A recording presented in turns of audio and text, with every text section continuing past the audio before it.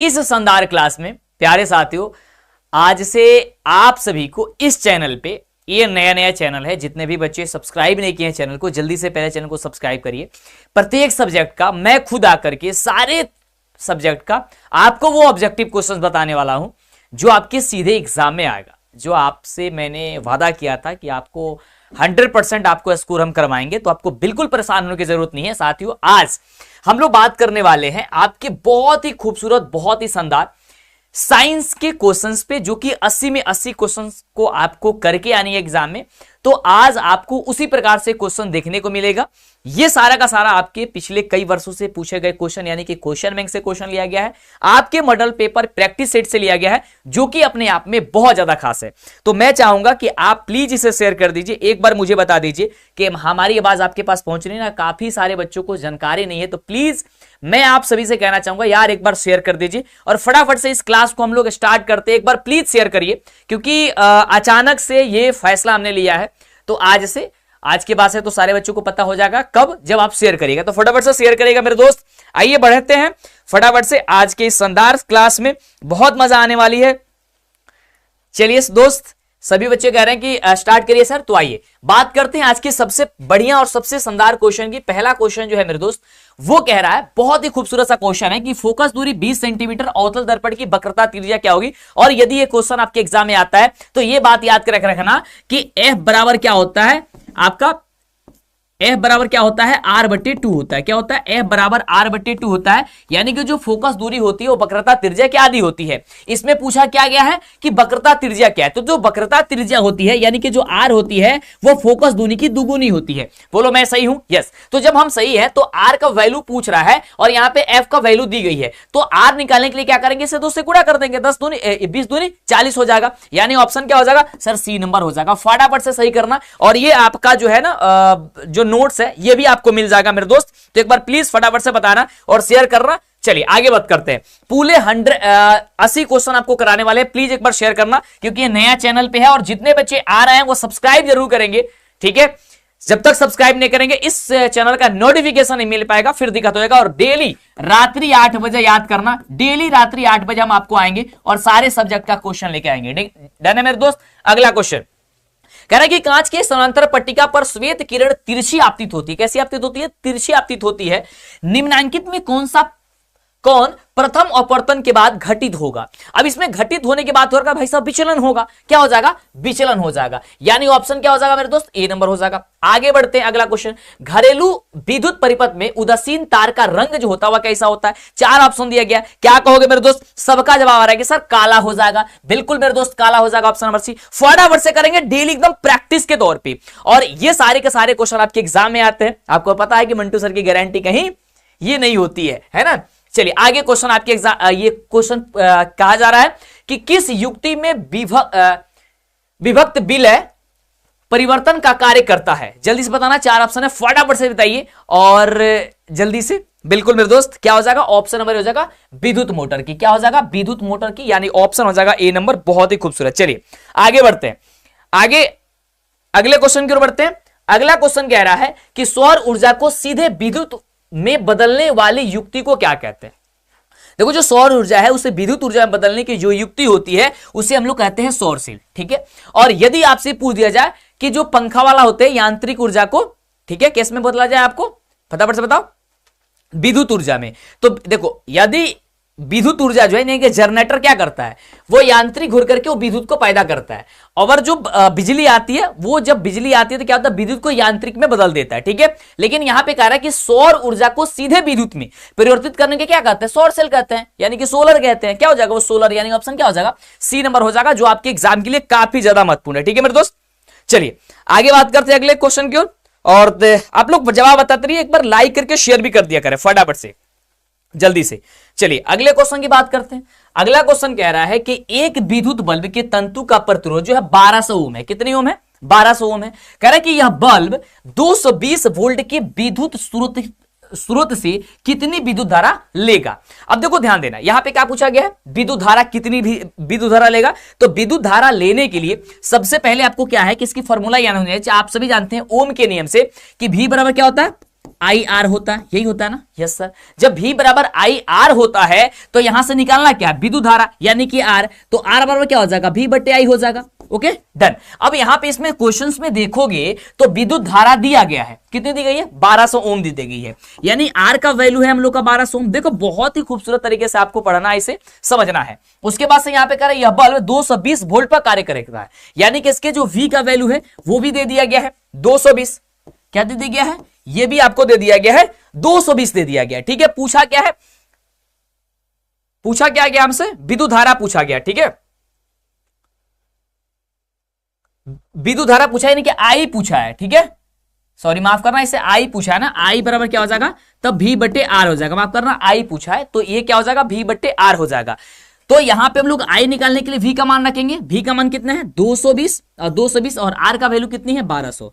ठीक है, अब इसको कटा देंगे। जैसे कटाएंगे तो क्या हो जाएगा? 10 से 0 खत्म, और 22 बटे 120 से कटाएंगे क्या होगा? 0.18, यानी कि 0.18 जो होगा वो आपका एम्पियर के रूप में आएगा, क्योंकि विद्युत धारा का जो ऐसा ही मात्रक होता है वो एम्पियर होता है, इसलिए क्या हो जाएगा? ऑप्शन नंबर जो डी है वो डी आपका सही हो जाएगा। ठीक है, चलो आगे बढ़ते हैं। अगला क्वेश्चन कह रहा है कि एक सेल का विद्युत वाहक बल जो है वो 1.5 वोल्ट है और 10 आवेश गुजारने पर यह कार्य जो होगा वो कितने जूल के बराबर होगा। अब जो कार्य यहां पे पूछा जा रहा है, अब कार्य जो होते हैं वो जूल में ही होता है, ये ध्यान रखना। अब देखो ये वोल्ट में दिया गया है, ये तो ऐसे ही दिख रहा है भाई साहब, ये होगा नहीं।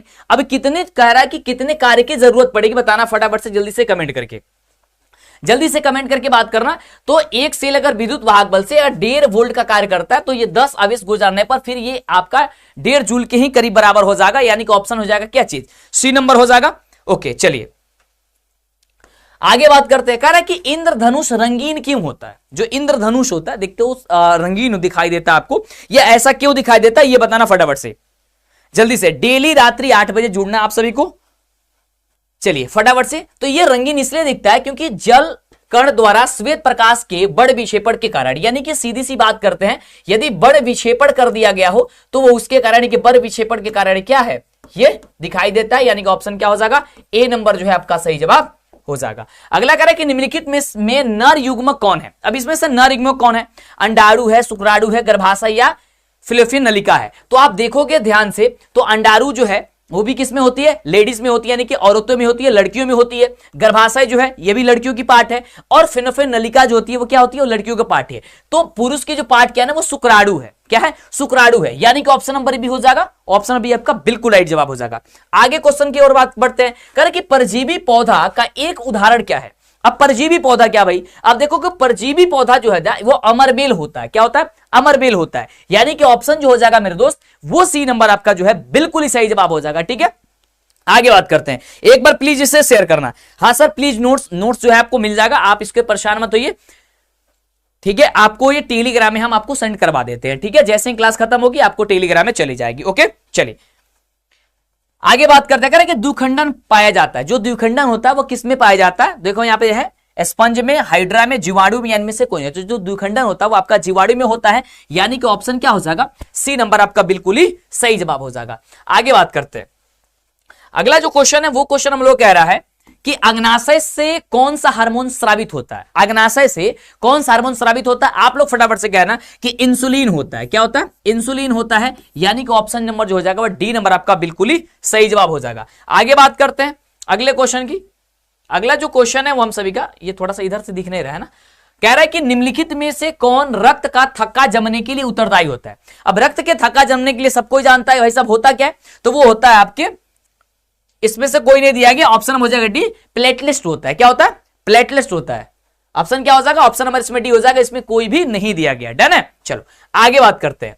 अगला क्वेश्चन कह रहा है कि सजीव जीवधारियों द्वारा किस प्रकार की नाइट्रोजनी पदार्थ का उत्सर्जन होता है? सजीवों द्वारा, सजीवों द्वारा किसका होता है? यदि आपके क्वेश्चन में आता है तो यूरिया का भी होता है, अमोनिया का भी होता है, यूरिक अम्ल का भी होता है, यानी कि ऑप्शन नंबर जो डी दिया गया है वो आपका सही जवाब जो है इसका बिल्कुल हो जाएगा। डन है, आगे बढ़ते हैं। अगला जो क्वेश्चन है मेरे साथी वो कह रहा है कि किशोरावस्था में होने वाले शारीरिक परिवर्तन का क्या कारण होता है?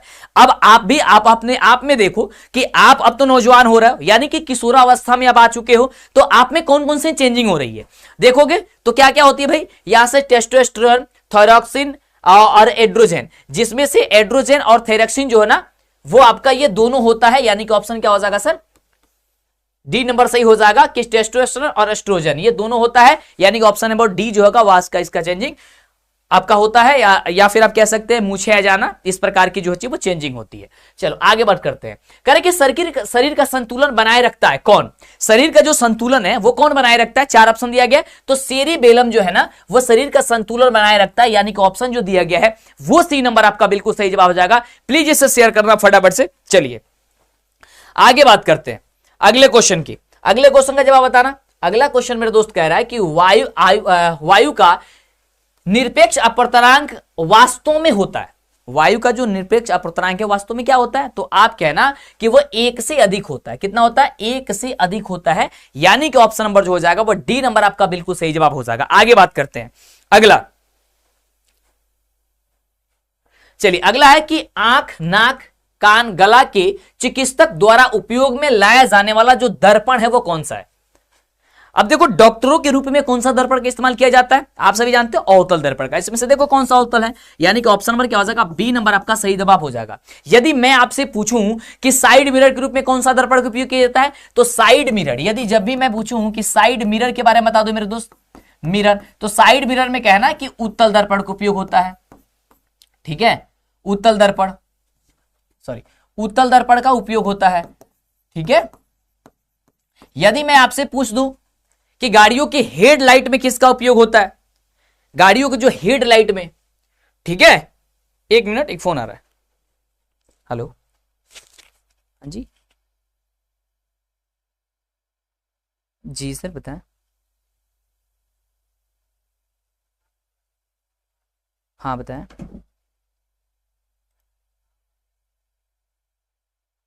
हाँ बताएं बताएं सर।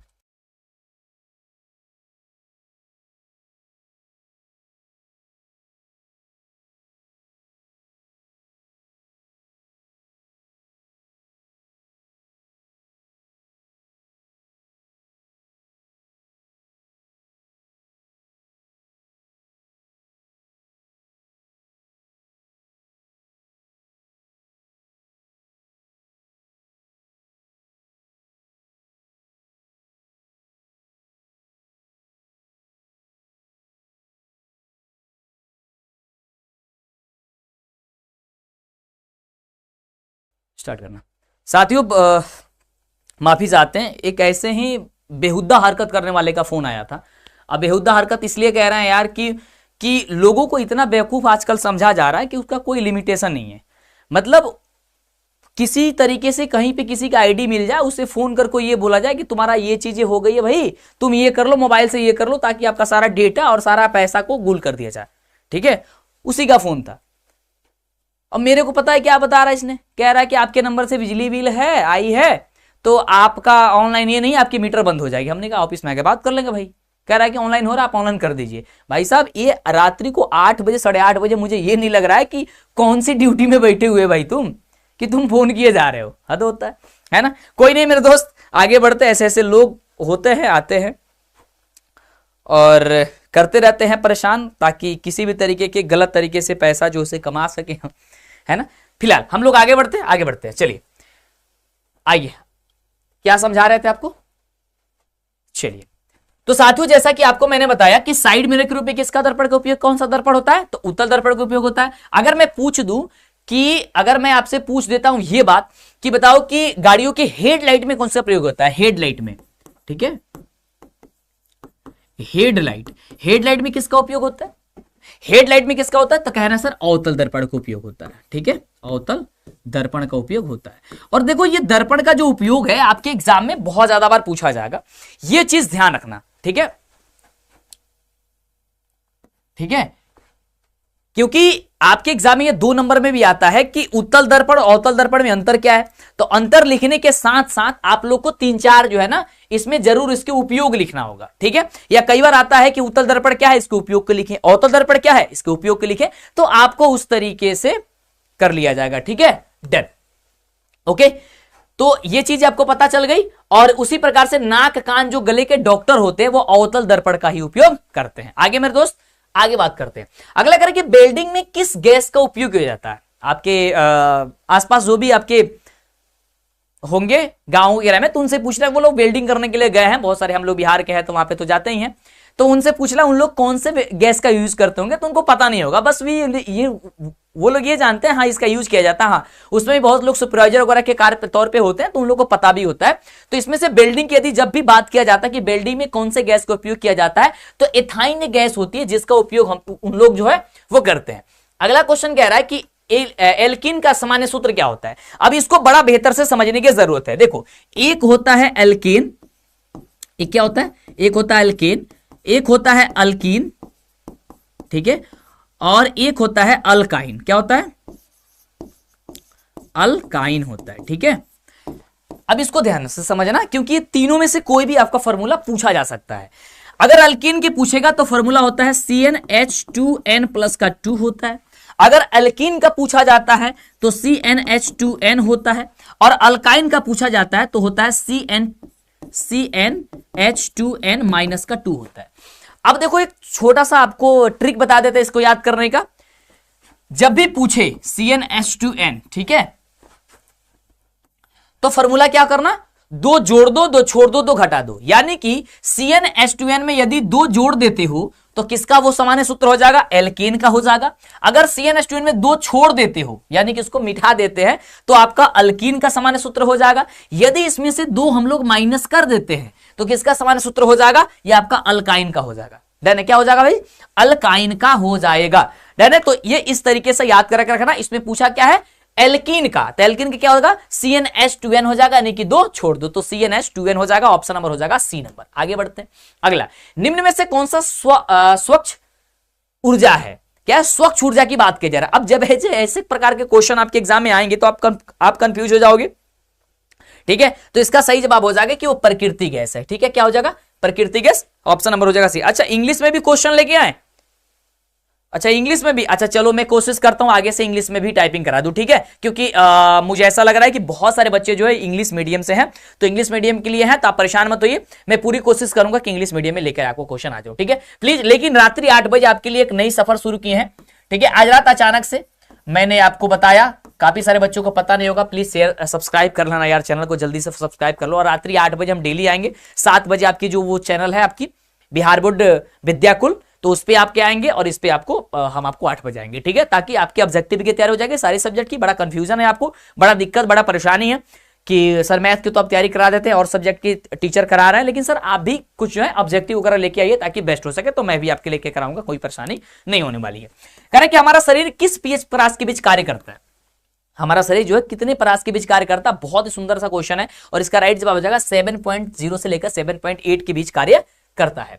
अगला कह रहे कि ग्लूकोज का रासायनिक सूत्र निम्नलिखित में से कौन सा। इसे शेयर करना, और जितने बच्चे चैनल को सब्सक्राइब नहीं किया कर दिया। शिवम बोल रहे हैं डिब्बों में डिब्बे, डिब्बे में केक, मेरे मंटू सर जी लाखों में का, थैंक यू बाबू। चलो, कह रहे कि ग्लूकोज का रासायनिक सूत्र जो होता है वह क्या होता है। तो ग्लूकोज का रासायनिक सूत्र होता है C6H12 और O6 होता है। इसको याद करने का तरीका क्या होता है भाई, C6H12O6 ऐसे याद करके रखना, ठीक है। C6H12O6 करके याद कर रखना, C6H12O6 इसका होता है, यानी कि ऑप्शन क्या हो जाएगा, C नंबर आपका बिल्कुल सही जवाब हो जाएगा। कह रहे कि सोडियम की परमाणु जो संख्या होती है वो कितनी होती है, जल्दी से। तो सोडियम की परमाणु संख्या जो होती है वो 11 होती है। कितनी होती है, 11 होती है। ऑप्शन हो जाएगा C नंबर। अगला है कि लेटेक्स पाया जाता है किसमें, तो ये पाया जाता है आपका कनेर में पाया जाता है। किसमें, कनेर में पाया जाता है, जो कि ऑप्शन हो जाएगा आपका C नंबर आपका बिल्कुल सही जवाब। अगला, एंड्रोजन स्रावित होता है, यह किससे स्रावित होता है, तो आप कहना इसका भी सही जवाब हो जाएगा ग्रहणी द्वारा। किसके द्वारा मेरे दोस्त, ग्रहणी द्वारा। और आपके एग्जाम में जितने क्वेश्चंस आपके हैं प्रतिदिन आपको रिपीट करवाएंगे, यानी कि 80 क्वेश्चन आपके साइंस में आएंगे, तो 80 में 80 आपको डेली करना है। और एज ए आपको समझना है कि हम टेस्ट दे रहे हैं, डेली आप पढ़ो और एक टेस्ट दे दो, एक रिव्यू दे दो अपना, ठीक है। यानी कि पूरे ओवरव्यू आपकी कंप्लीट होती जाएगी। कितने, रात्रि 8 बजे आना इस चैनल पे फटाफट से, और आपके सारी के सारी क्लासेस की सभी सब्जेक्ट का होगा। अच्छा, नीचे कमेंट करके बताओ कि कल कौन सा सब्जेक्ट लेके आए, कल कौन सा सब्जेक्ट लेके आए, ये बताओ फटाफट से जल्दी से। अगला कह रहे कि वर्तिका भाग है, वर्तिका किसकी भाग है, जल्दी बताना फटाफट से। तो वर्तिका जो हो जाएगी वह अंडाशय की भाग है, यानी कि ऑप्शन क्या हो जाएगा सर, C नंबर इसका बिल्कुल ही सही जवाब हो जाएगा। अगला, ग्रहणी भाग है किसकी, ग्रहणी जो है वो भाग है किसकी, तो आप कहना कि सर छोटी याद की ग्रहणी जो भाग होती है किस क्या हो जाएगा, छोटी याद की, यानी ऑप्शन हो जाएगा डी नंबर। आप एकदम रिपीट करते रहो और देखो मेरे से तेजी से जवाब देने की कोशिश करो, ठीक है बाबू। कोमल मिश्रा, मैं इंग्लिश में कोशिश कर रहा हूं कल से लाने के लिए, ठीक है। चलो, मनुष्य में नासिक छिद्र, लैरिक्स, ट्रेकिया तथा फेफड़ा मिलकर बनता है, सॉरी बनाता है, तो क्या हो जाएगा, ये आपका श्वसन तंत्र बनाता है। क्या होता है, ये मिलकर के क्या बनता है, श्वसन तंत्र मिलकर बनता है। देखो नासिक छिद्र यानी कि नाक, लैरिक्स और ट्रेकिया जो है ना, अंदर जो ट्रेकिया है उसको मिलकर के क्या बनता है, श्वसन तंत्र का निर्माण होता है, यानी ऑप्शन हो जाएगा आपका डी नंबर। कह रहे कि पादप में जाइलम का उत्तरदायी क्या होता है। देखो पादप में एक होता है जाइलम, एक होता है फ्लोएम। क्या होता है, देखो एक होता है मेरे दोस्त जाइलम होता है, जाइलम होता है, और एक होता है फ्लोएम होता है, फ्लोएम होता है। तो एक आपका जाइलम होता है और दूसरा आपका फ्लोएम होता है। जाइलम का जो क्या कार्य होता है, जाइलम का कार्य यह होता है कि नीचे से मिट्टी तथा जल तथा खनिज लवण को तन्ने द्वारा पत्तियों तक पहुंचा देना। पत्तियों में उसके बाद से भोजन तैयार होगी और पत्तियों में भोजन जो तैयार हो जाता है उसको हर एक भागों में पहुंचाने का कार्य फ्लोएम का होता है, ठीक है। लेकिन इसमें क्या पूछा है, जाइलम का कार्य क्या है, तो जाइलम का क्या कार्य है, नीचे से मिट्टी तथा जल तथा खनिज लवण को क्या करना, पत्तियों तक पहुंचा देना, यानी कि जल का वहन कर देना। इसमें जल दिया है तो इसलिए जल का वहन हो जाएगा, ऑप्शन हो जाएगा आपका डी नंबर, सी नंबर आपका बिल्कुल सही जवाब। अगला है कि जिब्रेलिन है। अब देखो जिब्रेलिन क्या है, चार ऑप्शन दिया गया। तो जिब्रेलिन जो है वो एक प्रकार का पादप हार्मोन होता है, ये याद करके है ना, बहुत ही छोटा सा चीज है, आपको याद करके रखनी है। आगे बढ़ते हैं, चलो अगला क्या कह रहा है, अगला क्वेश्चन कह रहा है हम सभी का कि पत्तियों का मुरझाना किस पादप हार्मोन का कारण होता है। पत्तियों का मुरझा जाना, तो आप कहना कि एब्सिसिक एसिड का या एब्सिसिक अम्ल का, यानी ऑप्शन हो जाएगा बी नंबर। कई बार यहां पे एसिड लिख दिया जाता है अम्ल की जगह, तो उसको आपको ध्यान देने की जरूरत है। कह रहे कि मैग्नीशियम की परमाणु संख्या 12 है, इसकी संयोजकता क्या हो सकती है। तो मैग्नीशियम की यदि परमाणु संख्या 12 है तो इसकी संयोजकता जो है वह +2 होती है, यानी कि +2 जो हो जाएगा, ऑप्शन नंबर क्या हो जाएगा, बी नंबर सही जवाब इसका हो जाएगा। चलो आगे, ये इस साइड क्वेश्चन आ रहा है तो मेरे को दिक्कत हो रहा है, अगर इधर क्वेश्चन रहता तो आसान रहता। तो कल से इधर करवाएंगे क्वेश्चन और यहाँ पे खड़ा होंगे तो ज्यादा बेस्ट होगा, हमको समझाने में भी बताने में भी। अब ऐसे उल्टा हो जा रहा है हमसे, है ना मरू, चलो कोई दिक्कत नहीं। आगे अगला है कि निम्नलिखित में से किस धातु का विस्थापन उसके लवण के विलयन से लोहा द्वारा होता है, ठीक है। निम्नलिखित में किस धातु का विस्थापन उसके लवण के विलयन से लोहा द्वारा, यानी कि लोहा द्वारा मतलब हटता, थोड़ा सा इसको क्वेश्चन को थोड़ा सा गलती कर दिया है मेरे को लग रहा है, ठीक है। धातु का विस्थापन कह रहा है, यानी कि धातु का हटना कह रहा है, ठीक है। अच्छा लवण के विलयन से, एक मिनट, क्वेश्चन कह रहा है कि निम्नलिखित में किस धातु का विस्थापन उसके लवण के विलयन से होता है, ठीक है, कोई दिक्कत नहीं। तो इसका जवाब हो जाएगा आपका तांबा, सोडियम, कैल्शियम और मैग्नीशियम। तो इसका सही जवाब जो हो जाएगा वो आपका हो जाएगा तांबा, यानी कि ऑप्शन हो जाएगा ऑप्शन नंबर ए हो जाएगा। आगे बढ़ते हैं, कह रहे कि एथिल अल्कोहल का व्यापारिक उत्पादन किस रासायनिक क्रिया द्वारा किया जाता है। इसका सही जवाब हो जाएगा किण्वन द्वारा किया जाता है, याद करके रखना, यानी ऑप्शन हो जाएगा डी नंबर। अगला देखो, कह रहे कि कली चूना का रासायनिक सूत्र क्या होता है। जो कली चूना होता है उसका रासायनिक सूत्र की यदि बात करते हैं तो होता है CaO। क्या होता है, CaO होता है, क्या होता है, CaO होता है, ये बात याद करके रखना। अगला आयोडीन युक्त नमक है, इसमें से आयोडीन युक्त नमक की यदि बात की जा रही है तो यहां पे ऑप्शन है NaCl और KlO3, और यहां पे Ki और NaCl और Ki, तो ये आपका जो है वो दोनों का दोनों जो है वो आयोडीन युक्त नमक है, यानी ऑप्शन हो जाएगा क्या चीज, सी नंबर आपका सही जवाब। कह रहे कि प्लास्टर ऑफ पेरिस का रासायनिक जो नाम होता है वो क्या होता है, प्लास्टर ऑफ पेरिस। तो प्लास्टर ऑफ पेरिस का नाम हो जाएगा कैल्शियम सल्फेट और हेमीहाइड्रेट, यानी कि ऑप्शन हो जाएगा क्या चीज, सी नंबर आपका बिल्कुल सही जवाब। और इस नाम को याद कर रखना, कैल्शियम सल्फेट हेमीहाइड्रेट, ठीक है। चलो अगला देखना, अगला कह रहा है कि कैथोड किरणों में क्या उपस्थित रहते हैं। क्या क्वेश्चन कह रहा है, कैथोड किरणों में उपस्थित क्या होते हैं। तो इसका जवाब हो जाएगा सर इलेक्ट्रॉन उपस्थित रहते हैं। क्या होते हैं, इलेक्ट्रॉन, यानी कि ऑप्शन जो आपका कह रहा है वो ए नंबर आपका बिल्कुल ही सही जवाब हो जाएगा। हिंदी का नेक्स्ट टाइम, बिल्कुल मेरे दोस्त हिंदी का ही सोच रहे हैं, और आज ही मैं हिंदी ही कराने वाला था लेकिन सोचा नहीं पहले साइंस, तो आपको कल जो है कल आपको हिंदी कराएंगे जो कि 100 में 100 कराएंगे, ठीक है, यानी कि 100 क्वेश्चन कल आपको हम कराने वाले हैं पूरी हिंदी की। चलो ये आपके हो जाएंगे कब, कल रात्रि 8 बजे। ये बात आप लोगों को याद करके रखनी है। आगे कह रहे कि कवक में पोषण की कमी कौन सी विधि है, कवक में पोषण की कौन सी विधि होती है, यानी कौन सी विधि है, तो कवक में जो होती है मृतजीवी पोषण होता है। कौन सा होता है, मृतजीवी पोषण होता है, यानी ऑप्शन नंबर जो हो जाएगा वो आपका बी नंबर सही जवाब हो जाएगा। अगला, प्रतिरोधकों के एक संयोजन में से एक प्रतिरोधक हटा लेने पर कुल प्रतिरोध बढ़ जाता है, यह संयोजित था किसमें, तो आप कहना है कि समानांतर श्रेणी में संयोजित था, यानी ऑप्शन हो जाएगा आपका ए नंबर बिल्कुल सही जवाब। अगला कह रहे कि कमरे में 60 वाट और 200 वोल्ट एवं 40 वाट और 200 वोल्ट के दो उपकरण 100 वोल्टेज की आपूर्ति से जुड़े हैं, कुल युक्ति का शक्ति जो होगा वो कितनी होगी, इसकी पावर जो कितनी होगी, तो इसकी सिंपल 25 वाट के बराबर हो जाएंगी, यानी ऑप्शन जो हो जाएगा आपका ए नंबर हो जाएगा। अगला, निम्नलिखित में से कौन सा पद विद्युत परिपथ में विद्युत शक्ति को निरूपित करता है, विद्युत परिपथ में विद्युत शक्ति को जो निरूपित करता है वो क्या हो जाएगा, I² V² और VI, ये सारे के सारे करते हैं मेरे दोस्त, ऑप्शन हो जाएगा इसका डी नंबर। चलो अगला क्वेश्चन है कि उत्तल दर्पण में आवर्धन का महत्तम मान क्या है, यानी कि उत्तल दर्पण में आवर्धन का जो महत्तम मान होता है वो आपका क्या था, 1/2 के करीब होता है, यानी कि ऑप्शन हो जाएगा क्या चीज, यहां पे सी नंबर, यानी कि हाफ होता है। विभवांतर मापा जाता है, विभवांतर जो है वो मापा जाता है फटाफट से किसके द्वारा, तो विभवांतर जो वोल्टीमीटर से मापा जाता है, ये पोल्टीमीटर हो गया है लेकिन इसे वोल्टीमीटर कर लेना। ऑप्शन नंबर क्या हो जाएगा, बी नंबर आपका बिल्कुल ही सही जवाब हो जाएगा। आगे बढ़ करते हैं।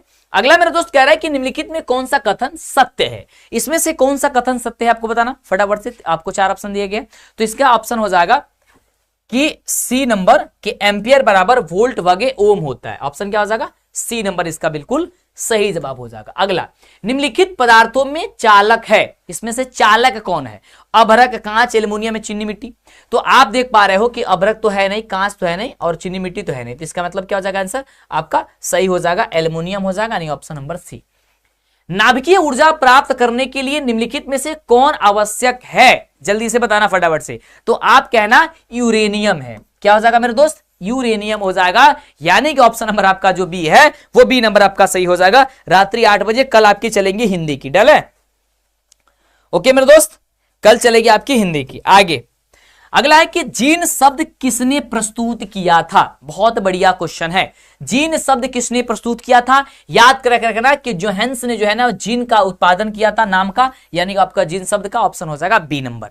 अगला क्वेश्चन कह रहे कि निम्नलिखित में किसमें द्विखंडन नहीं होता है, द्विखंडन, इसमें देखो इस्ट में, पैरामीशिया में, यूग्लोनो में और अमीबा में द्विखंडन इसमें किसमें नहीं होता है, तो देखो द्विखंडन आपको मुझे थोड़ी सी डाउट है, अमीबा में द्विखंडन की क्रिया होती है, पैरामीशिया में भी होता है, यूग्लिन और इस्ट में भी, इस्ट कवक में द्विखंडन होती है, थोड़ी सी डाउट है, इसे आप एक बार देख लेना, थोड़ी सी मुझे डाउट लग रही है ऑप्शन में, मुझे ऐसा लग रहा है कि सब में होता ही है, थोड़ी सी मुझे कंफ्यूजन है इसमें, आप लोग को यदि पता है तो थोड़ा सा इसे मुझे कंफर्म कर दो कि इसका सही जवाब क्या हो जाएगा। हाँ डल, कल हिंदी का हो जाएगा मेरे दोस्त, डन। आगे बात करते हैं फिलहाल। अगला क्वेश्चन कह रहा है कि परागकण निम्न में से किसके अंदर बनते हैं, तो परागकण जो होते हैं वो परागकोश के अंदर बनते हैं, यानी ऑप्शन हो जाएगा सर डी नंबर इसका बिल्कुल सही जवाब, परागकोश के अंदर परागकण होते हैं। अगला, रुधिर चाप नियंत्रित होता है, तो रुधिर चाप जो नियंत्रित है वो होता है एड्रिनल द्वारा होता है, यानी कि ऑप्शन जो दिया गया है डी नंबर, वो डी नंबर आप सभी का बिल्कुल सही जवाब हो जाएगा। नहीं मेरे दोस्त, कल जो होगी हिंदी की होगी, सोशल साइंस की उसकी बात होगी, कल आपकी हिंदी की कराएंगे, किसके कराएंगे, कल आपकी हिंदी की होंगी, क्या हो जाएगी हिंदी की होंगी, डन है कल। ओके आगे बढ़ करते हैं। आगे अगला क्वेश्चन कह रहा है कि कौन सी बीमारी श्वसन तंत्र से संबंधित है, मधुमेह, मलेरिया, निमोनिया और डायरिया, क्या हो जाएगी, जो श्वसन तंत्र से संबंधित है, तो निमोनिया जो है वो श्वसन तंत्र से संबंधित है, यानी ऑप्शन हो जाएगा सी नंबर। अगला, रक्त में शर्करा का स्तर नियंत्रित करता है, रक्त में शर्करा का क्या हो जाएगा, रक्त में शर्करा का स्तर नियंत्रित करता है, तो इसका सही जवाब हो जाएगा सर इंसुलिन करता है, क्या करता है इंसुलिन करता है, यानी ऑप्शन हो जाएगा सी। अगर मानव शरीर में सबसे लंबी कोशिका कौन सी है, तो मानव शरीर में सबसे लंबी जो कोशिका की यदि बात किया जा रहा है तो आपका हो जाएगा तंत्रिका कोशिका, जो कि ऑप्शन नंबर बी में दिया गया है, और आपका ऑप्शन नंबर बी जो होगा बिल्कुल ही सही जवाब हो जाएगी। अगला कह रहे कि मुख गुहा से आहार का कौन सा भाग का पाचन होता है? मुख से आहार का कौन सा भाग पाचन होता है? तो होता है कार्बोहाइड्रेट। क्या होता है? कार्बोहाइड्रेट, ये कार्बोहाइड्रेट, ऑप्शन हो जाएगा ए नंबर। कह रहे कि खड़िया का रासायनिक सूत्र जो होता है वह क्या होता है? जल्दी बताना फटाफट से। खड़िया का रासायनिक सूत्र आप लोग फटाफट से मेरे से तेजी से आप लोग जवाब बताओ। खड़िया का, तो खड़िया का हो जाएगा CaCO3 होता है। क्या होता है? CaCO3 होता है। अगला, निम्न में से कौन सी धातु सर्वाधिक तन्य होती है? सबसे ज्यादा तन्य जो है वो क्या है? हम लोग का सोना होती है। क्या होती है? सोना जो होती है सबसे ज्यादा तन्य होती है। अगला, पेंटेन जिसका अणुसूत्र C5H12 है कि कितने संरचनात्मक समवायी जो है इसके संभव हो सकते हैं? तो आप कहना मेरे दोस्त कि इसके 3 समवायी संभव हो सकते हैं, यानी ऑप्शन हो जाएगा आपका बी नंबर सही जवाब। कह रहा है कि अभिक्रियाशील मूलक जो रहता है बॉन्ड CO को कहते हैं, इसे क्या कहते हैं? तो इसे हम लोग कहते हैं कार्बोक्सिलिक समूह कहते हैं, यानी ऑप्शन हो जाएगा डी नंबर। अगला क्वेश्चन बहुत ही शानदार है। कह रहे कि कोई धातु ऑक्सीजन के साथ अभिक्रिया का उच्च गलनांक वाला यौगिक बनाता है। यह यौगिक जल में विलेय है। यह तत्व निम्नांकित तत्वों में कौन सा हो सकता है? तो इसका सही जवाब जो है वो होता है सर कैल्शियम हो सकता है। क्या हो जाएगा? कैल्शियम, ऑप्शन नंबर हो जाएगा सी। अगला देखो, कह रहा है कि मालाचाइट किस धातु का अयस्क होता है? मालाचाइट जो है वो किस धातु का अयस्क होता है? जल्दी बताना फटाफट से। तो इसका जवाब हो जाएगा सर कॉपर का होता है। किसका होता है? कॉपर का होता है, ऑप्शन हो जाएगा बी। अगला है कि लोहा पर जिंक परत लेपित करने की क्रिया को क्या कहते हैं? तो लोहा पर जिंक जैसी परत को लेपित करने की क्रिया को गैल्वेनीकरण कहते हैं, यानी ऑप्शन जो हो जाएगा वो डी नंबर हम सभी का बिल्कुल ही सही जवाब हो जाएगा। अगला, सिरका में निम्न में कौन सा अम्ल पाया जाता है? तो सिरका में जो होती है मेरे दोस्त वो एसिटिक अम्ल पाया जाता है, यानी ऑप्शन हो जाएगा ए नंबर आपका बिल्कुल ही सही जवाब। अगला क्वेश्चन है कि निकट दृष्टि दोष को निम्नलिखित में किस लेंस के द्वारा हटाया जाता है? निकट दृष्टि दोष, तो निकट दृष्टि दोष जो है वो उसमें अवतल दर्पण लगा करके उसे हटाया जाता है। निकट दृष्टि दोष किसे कहते हैं? तो निकट दृष्टि क्या होता है? जिसमें निकट की वस्तुएं साफ साफ दिखती है, दूर की वस्तुएं साफ साफ दिखती नहीं है, उसे हम लोग निकट दृष्टि दोष कहते हैं। डन है? चलो आगे। अगला है कि नेत्र में प्रवेश करने वाली प्रकाश किरणों का अधिकांश अपवर्तन होता है। तो नेत्र में प्रवेश करने वाली प्रकाश किरणों का अधिकांश अपवर्तन जो होता है वह दृष्टि पटल के बाहरी पृष्ठ से हो जाता है, यानी कि ऑप्शन जो हो जाएगा वो सी नंबर इसका सही जवाब हो जाएगा। ओके, आगे बढ़ते हैं। आगे बढ़ते क्वेश्चन कह रहा है कि निम्नलिखित में कौन लेंस की क्षमता का मात्रक है? तो लेंस की क्षमता का मात्रक क्या होता है? डायऑप्टर होता है। क्या होता है? डायऑप्टर होता है, यानी ऑप्शन जो हो जाएगा वो ए नंबर आपका सही जवाब हो जाएगा। अगला क्वेश्चन 80 क्वेश्चन कराने वाले हैं मेरे दोस्त, क्योंकि 80 क्वेश्चन आपके एग्जाम में पूछे जाएंगे।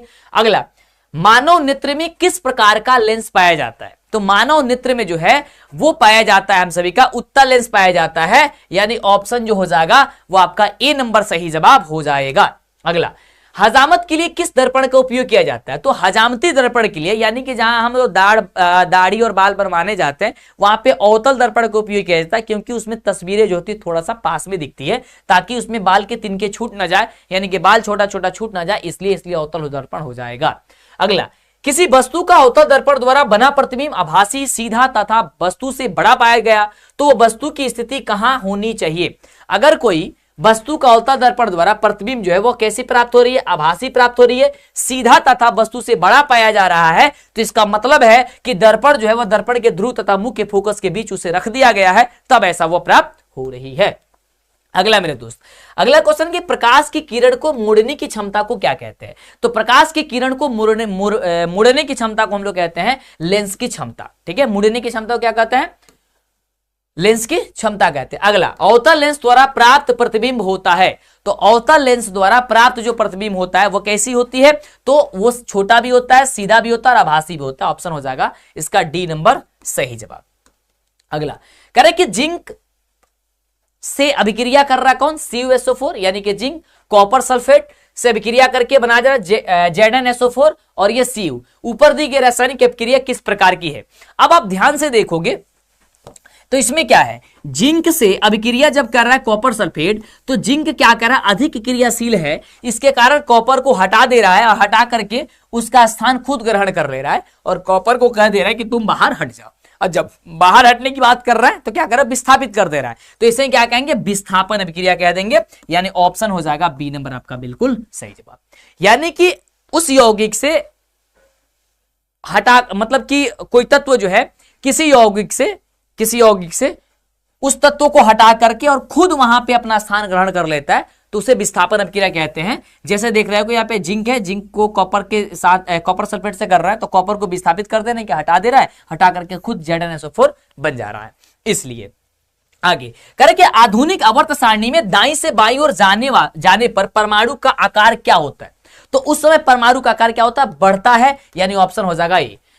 अगला क्वेश्चन बहुत ही सुंदर सा क्वेश्चन है, कह रहा है कि जब मैग्नीशियम फीता को जलाया जाता है तो उत्पन्न आग की लौ कैसी हो जाती है, तो उत्पन्न आग की लौ जो चमकीला और उजला हो जाता है, यानी ऑप्शन जो हो जाएगा वो आपका सी नंबर सही जवाब हो जाएगा। अगला एथेन का आणविक सूत्र जो होता है C2H4 है, इसमें क्या चीज है, तो इसमें जो है 7 सहसंयोजक का बंध होता है, और ये क्वेश्चन बहुत बार पूछा जाता है आपके एग्जाम में। अगला कह रहे कि शल्य चिकित्सा में टूटी हड्डियों को जोड़ने के लिए प्रयुक्त होने वाला रासायनिक पदार्थ जो होती है वो क्या होती है, तो कहना कि प्लास्टर ऑफ पेरिस होता है, यानी ऑप्शन जो हो जाएगा मेरा दोस्त बी नंबर इसका हो जाएगा। अगला कह रहा है कि निम्नलिखित में कौन सा सहसंयोजक यौगिक है। अब इस सहसंयोजक यौगिक की यदि बात किया जा रहा है तो क्या हो जाएगा, CH4 हो जाएगा, यानी ऑप्शन हो जाएगा इसका सी नंबर सही जवाब। अगला कह रहे कि अमोनिया क्लोराइड का जलीय विलयन होता है, तो अमोनियम क्लोराइड का जो जलीय विलयन होता है वो अम्लीय होता है, यानी ऑप्शन नंबर जो हो जाएगा वो बी नंबर जो दिया गया है वो आपका बिल्कुल सही जवाब हो जाएगा। और ये आज का रहा लास्ट क्वेश्चन। कल आप लोग जरूर जुड़ना, ठीक है, कल जरूर जुड़ना, कल बहुत मस्ती से पढ़ाई होगी, बहुत ही शानदार तरीके से। और इस चैनल को जितने भी बच्चे पहले सब्सक्राइब नहीं किए हैं तो कर लेना, क्योंकि ये नया चैनल आप देख पा रहे हो, और नए चैनल पे यदि आपको आना है तो आप सब्सक्राइब करना पड़ेगा, तो ये आपको नोटिफिकेशन मिलेगा। तो जरूर चैनल को सब्सक्राइब करिए, डेली रात्रि 8 बजे आइए, ठीक है, कितने बजे, रात को 8 बजे इस चैनल पे आपके ऑब्जेक्टिव कराएंगे हम। और इसके जो मेरा वो चैनल है बिहार बोर्ड विद्याकुल, उस पर आपको शाम 7 बजे तो आपकी होती है, तो वो आपकी चलेंगी। फिलहाल इसमें क्वेश्चन क्या है, निम्नलिखित में से कौन विद्युत का सुचालक होता है, तो विद्युत का सुचालक जो होता है वो ग्रेफाइट होता है। ग्रेफाइट कहां पे आप देख सकते हो, जो पेंसिल होती है, पेंसिल के बीच में जिससे लिखते हो ना ब्लैक कलर का, वही आपकी ग्रेफाइट होती है। और इस तरीके से आपका ऑप्शन हो जाएगा डी। सुचालक का मतलब होता है जिसमें से विद्युत धारा प्रवाहित हो सके। ओके, आज की क्लास कैसा लगा आप लोग नीचे कमेंट करके जरूर बताइएगा।